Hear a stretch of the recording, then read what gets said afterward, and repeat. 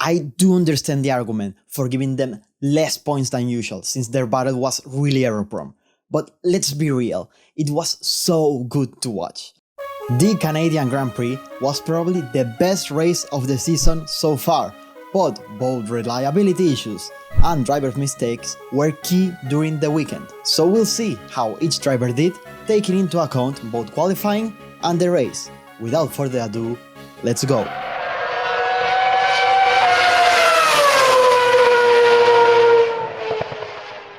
Lindblad was the best of the rest in qualifying. When he was in the grid, ready for the lights to go out, something went wrong with his car. That's why we had 2 extra formation laps. If you do laps, you get rated. Poor Lindblad couldn't start the Grand Prix, so I'm not rating him. A shame, because it was shaping up to be a good one for him. Alex Albon was knocked out in Q1, while Sainz could get into Q2.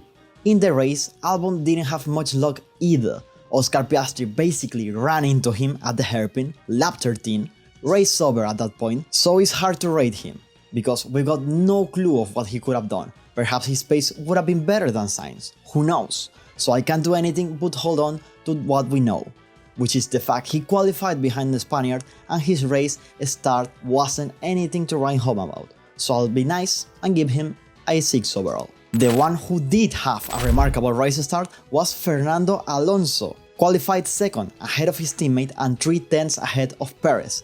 He was as high as P10 at some point due to the great start, but during lap 23 he was forced to retire his car thanks to a broken seat that was causing him pain. When the vibration problems are over, the seat is broken and he has to retire due to the pain anyways. But that start and the qualifying is gonna grant him at least an 8.5 in my books. Heartbreaking retirement for George Russell when he was in the lead of the race. The senior Mercedes driver got pole for the main race after dominating the sprint one, and during 30 laps, before his car literally turned off, he and Antonelli gave us the best fight we've seen all season, and perhaps the best one since Leclerc and Verstappen at the beginning of the ground effect era regulations. I've said it before and I'll say it again, if the cars go wheel to wheel into the turn, then it all depends on who is the last one to brake, who finds more grip, and who plays his cars better into the turn. That's what differentiates good racing, good overtaking from the artificial yo-yo battles. I hope the two give us more battles like this through the year, because this is what Formula 1 is all about. Despite the battery failure, Russell gets a 9. It was a P3 in qualifying for Lando Norris, just barely ahead of his teammate. McLaren decided to gamble and put both cars on intermediate tires, which allowed Norris to gain the lead into turn 1 and maintain it during the first few laps of the race. The rain didn't come, or we could say it had already ended, so Lando was forced to put dry tires and come out way back on the grid, basically ruining his race. Could it have been a worthy strategy if it wasn't for the 2 extra formation laps? I mean, they definitely didn't help, but I don't think things would have turned out much different for McLaren, and certainly not for Lando Norris, who retired after a gearbox issue. I'll give him the same score as Fernando Alonso since the races are actually pretty similar, just at different ends of the grid, so it's an 8.5 for Norris. Sergio Pérez was faster than his teammate both in qualifying and in race pace, qualified ahead of Lance Stroll for what it's worth, and just as Bottas and the McLarens did, he started in intermediate tires, worth the gamble when you're literally the slowest team of the race, so nothing to hold against them for trying. Can't say the same for McLaren, they're 2 different cases, the Brits were too far ahead and with chances of making it into the podium. So coming back to Perez, he was the last DNF of the race. It seems like his front right suspension just exploded during a straight, ending his race on the spot. He was doing pretty alright, especially when compared to his teammate before that, so I'll give him an 8. The first driver not to DNF or DNS was Valtteri Bottas. Couldn't get the car to behave the way he wanted, even after making 4 pit stops during the race, and ended up 4 laps behind. He was a victim of the intermediate tires at the beginning, just as his teammate, but the race pace was absolutely nowhere after it. I cannot give him more than a 3. I know the Cadillac is the worst car on the grid, but when your teammate is able to at least fight some of the other back markers, and you're ending up 4 laps behind, a 3 is all I can give you, and I'm being generous to be honest. Lance Stroll did not have a good home Grand Prix. Started from the pit lane after qualifying P21, and from the very beginning it was pretty obvious things were not going the way he wanted. Gained a couple of positions at the beginning when the cars started with intermediate tires pitted, but after that he just slowly withered away, ending up 4 laps behind, same lap as Bottas, and even lapped the car in front, P15 being lapped by P14. That's just ridiculous. I'll give him the same score as Bottas, a 3. Esteban Ocon said he was struggling through the entirety of the race. Maybe it was a car issue because he was apparently locking up the fronts at every braking point, which I'm not a racing driver, but I can tell you this much. Locking up every time you brake is suboptimal. I'm giving him a 4. You just cannot end up a minute and a half behind your teammate during the race. And I feel the braking problem was both a combination of the car and the setup he decided on using. Both Audis gambled with the intermediate tires, but Lady Luck is a fickle mistress. Gabriel Bortoleto's race could be summed up in trying to regain the position he started in after that initial pit stop to get rid of the intermediate tires, but couldn't do more than that, qualified behind his teammate, basically a 10 behind and with Lawson sliding in between them, and during the race he was always behind Nico, so I'm giving him a 6. Nico Hülkenberg's race is basically the exact same as his teammate, just a position higher and with a moment at the end into turn 1. Got nothing more to say about it. I'll give him half a point more than Bortoleto. If you ask him about this race once he retires, I'm pretty sure he won't be able to remember anything about it. Just unremarkable. A day to forget for Oscar Piastri. He was starting P4 right behind Lando, and unlike his teammate, he couldn't gain any positions with intermediate tires at the start. He actually lost one to Hamilton, so he pitted immediately, coming out dead last. He was making his way through the pack when, during lap 13, couldn't stop the car into the hairpin and smashed right into the side of Alex Albon, ruining both of the races, since he was forced to stop early to make a front wing change and was later penalized with 10 seconds. As I said, a day to forget for the Australian.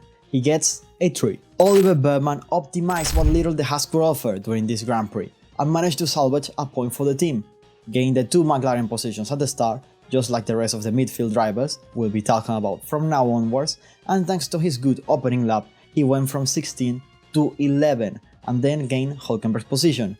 Could have ended up even a position higher, but a bad pit stop prevented him from doing so. He gets a 7.5, qualifying was a bit too poor.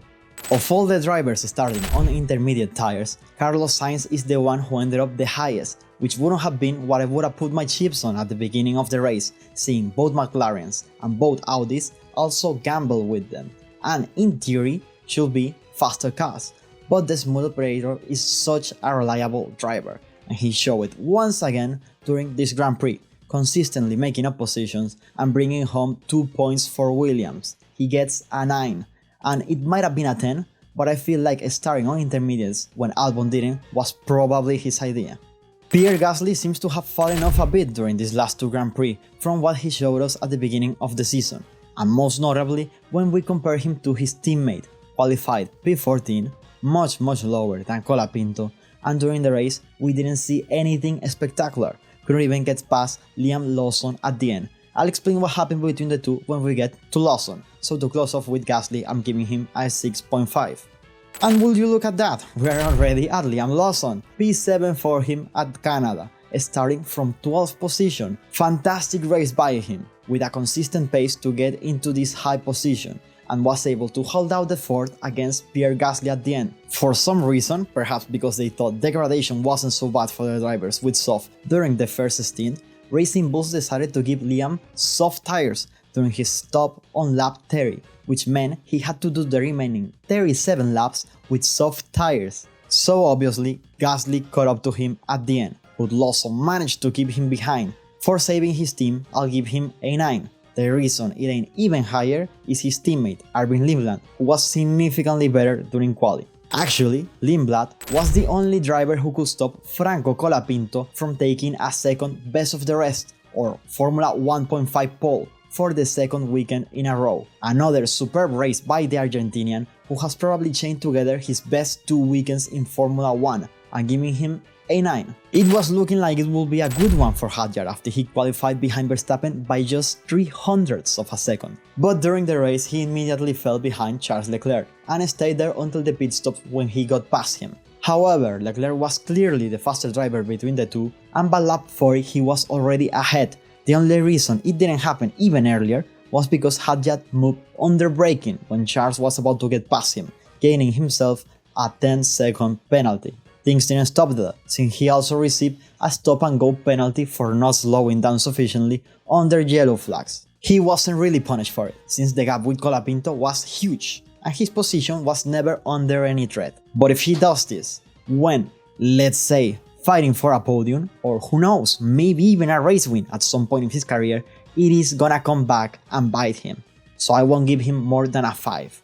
It was P4 for Charles Leclerc in one of his worst weekends in Formula 1, said by himself. During qualifying he was alright, a bit more than a 10 behind Lewis Hamilton, who was the Ferrari setting the pace this weekend. Unfortunately for him, that was enough for both Max Verstappen and Isack Hadjar to qualify ahead of him. During the race he was absolutely nowhere, little to none race pace. At least he could overtake Hadjar at the end, which didn't matter much because the French ended up being heavily penalized. More than 30 seconds off the podium positions and 34 seconds behind his teammate. Could have been a few seconds less without Hadjar bothering him, but still, I agree with Leclerc, one of his worst weekends. I wasn't expecting him to be this far off the pace. He gets A6. Ferrari had a podium capable car and Leclerc was nowhere near it. Max Verstappen struggled in qualifying to be ahead of his teammate and couldn't get a better position than 6th, but to be fair to him, both Red Bulls managed to split the Ferraris. During the race he was undoubtedly the faster Red Bull, and on the first end he even managed to overtake Lewis Hamilton, which we later saw had a faster car in general. I'm gonna give him a 9.5, he basically maximized what the car could give, but giving Max Verstappen a 10 for a result that's not even best of the non-Mercedes cars just feels wrong, to be honest. I think the 10 should be for almost perfection and a bit more special, so a 9.5 it is on his first podium of the season. Best position ever for Lewis Hamilton with the Scuderia in a feature race. The circuit, Gilles Villeneuve, is one of his favorites. It's where he got his first race win, and it shows. His pace was great all weekend, rock solid, especially when compared to Leclerc, and managed to overtake Verstappen at the end for P2, a position he lost because his first stint wasn't as good as the second one. Depending on if you think he could have ended up ahead of both McLarens in qualifying, or if you think his Ferrari couldn't have done anything better than a P5, it's either a 9 or a 10, so I'm gonna give him a 9.5. And last but not least, we get to the winner of the Grand Prix, and once again it's Kimi Antonelli. This time he didn't get pole position, it was really close between him and Russell, but by less than a 10, Antonelli missed out on the front position of the grid. He had a great start taking risks which allowed him to overtake Russell, but got overtaken by Norris with the intermediate tires. Once Norris cleared the path for the Mercedes by pitting on lap 2, it was when the show started, and the Mercedes gave us one of the best duels. The conditions of the track were quite tricky, especially with the wind into the hairpin. Both drivers were making mistakes constantly, but when you're driving at the limit, in the fastest car, fighting for the championship in a windy track, that's to be expected. So overall, I think I'm gonna give him the same score as his teammate, a 9. I do understand the argument for giving them fewer points, since their battle was really error-prone, but it was so good to watch, and to be fair, the conditions, as I've said, were trickier than usual, so I'm gonna give them both a 9. And that makes it 4 consecutive victories for Andrea Kimi Antonelli, and he's the first driver to ever chain 4 consecutive wins after his first one. And the Italian, just 5 weekends in, has a 43-point advantage over George Russell. So will the driver from Norfolk be able to fight back against his teammate? We'll see it next time in Monaco. See you all there. And that's all for today. Thank you for watching the video. Let me know what you think about it in the comments down below, and you can also follow me on my social media. Until next time.